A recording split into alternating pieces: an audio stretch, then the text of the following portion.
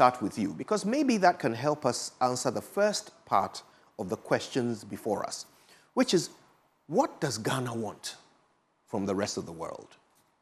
Thank you very much, Kojo. Good evening, and good evening to your viewers and listeners. It's a pleasure to be here.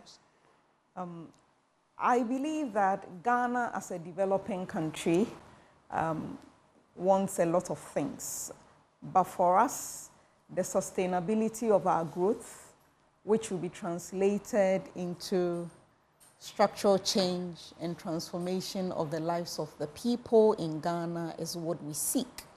And so in seeking that, what are the issues that we should be looking for?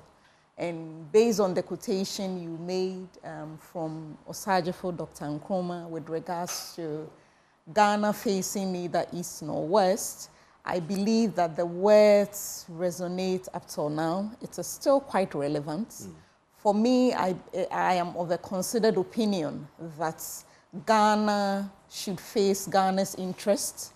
And so for that matter, whoever comes on board to serve the interest of the country is what we should pursue. So we should pursue an agenda where we are dealing with a diversified group of people, countries that are helping us work towards the agenda of growth and development that we desire. And that kind of desire is a sustainable one, not a random walk kind of growth that we tend to find because of overall our resource dependence nature of our economy, the import dependent nature of our economy. So when you cast your mind back to, for example, our relationship with the West over the period, you would see that pivotal in that relationship, I must say, would be in the early 80s, where Ghana and a number of other developing countries embarked on the era of structural adjustment, economic recovery programs. And based on that, you find that a lot of policy prescriptions that came at the time, in addition to the resources that came to sort out the economic challenges, were based on basically the Washington Consensus.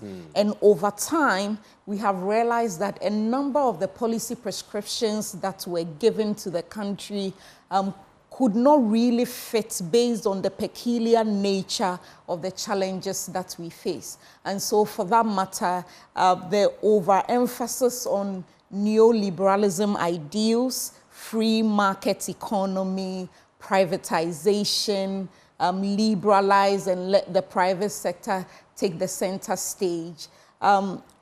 In not too distant future, we have observed that, for example, the successes or the miracles of the newly industrialized economies means that it is not the one-size-fits-all ideal. You need to come out with a strategy that works for each peculiar circumstance, because a lot of the policy prescriptions took it for granted that the institutions that existed in the developed world also existed in the developing world.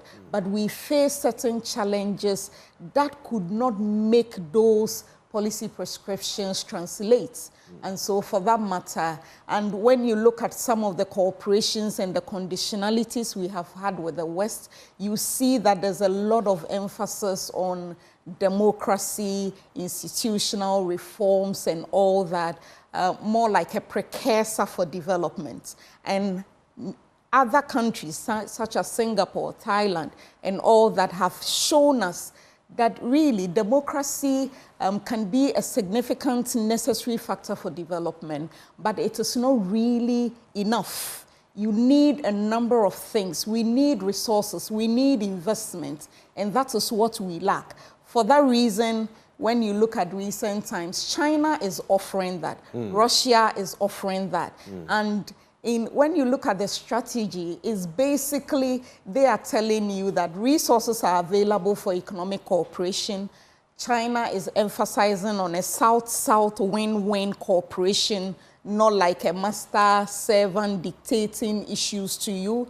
And so they are emphasizing more on sovereignty and your free will to do things. But then that is also coming with a lot of suspicion from the West with regards to issues of how African countries finance and all that. And so I would say that Ghana should pursue an agenda with Ghana's interest being paramount, and anyone who comes on board with a strategy to help us move to the end that we are seeking, it's welcome.